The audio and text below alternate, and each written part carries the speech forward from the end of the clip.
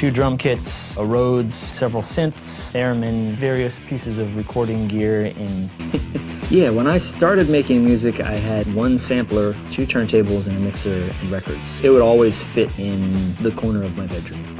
You make a record, you listen to that, and you get an idea of what you like about it, and what you don't like, and what you could do better. And once you're aware of your instincts and the decisions that you're making, then you can push and mold them. So I am RJ Krohn. I make records under RJD2. I have made records for about 15 years now. My first production credit was in, I think, 1998. I did the theme song to the TV show Mad Men. I have toured.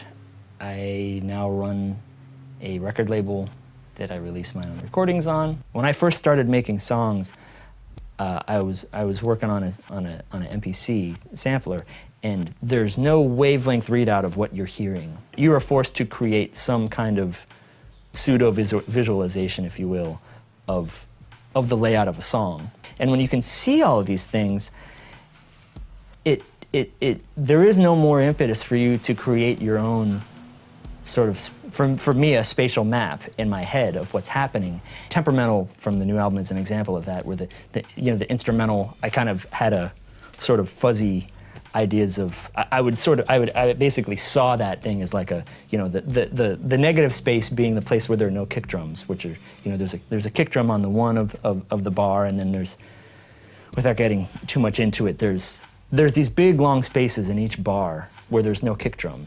And it's just and there's no guitar stabs or anything like that, and it's just this high piano thing that's doing an 8th note, just pulsating type of thing, and it's rotating through something that's fairly repetitive, and then the interesting things happen in the positive space where the kick drum and the guitar and the bass all are happening. They're all entirely synchronized, and then there's these spaces where it breathes in between.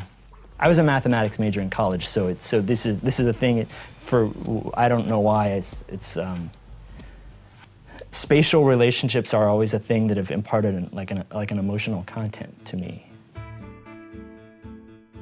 I think that the approach that you take to music imparts a thing on music that is in many ways bigger than the format on which it's recorded.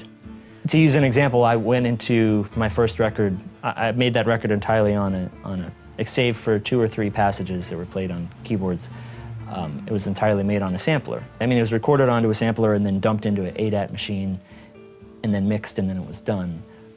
But I went into it with the mentality of really trying to essentially fool the listener to there being a plausible argument that some of those passages could be live. The way that you go about things is to me, a bigger deciding factor than the format on which you are recording. I started doing the repairs and workbench stuff very shortly after I started collecting instruments. And just to give you a little backstory so this makes sense. So I went from being a DJ to being a producer to realizing that I needed to branch out and have more things on my palette that I can use to make records.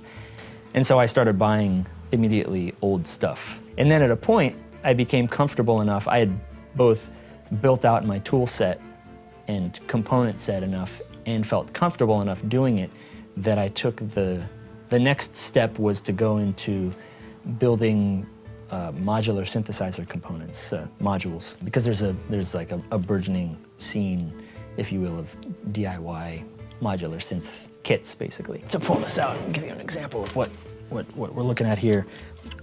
This is the circuit board. You would buy this. This is sold separately, and this case, you can buy the whole case as a kit, and it comes with the transformers and the VU meter and some of the pot.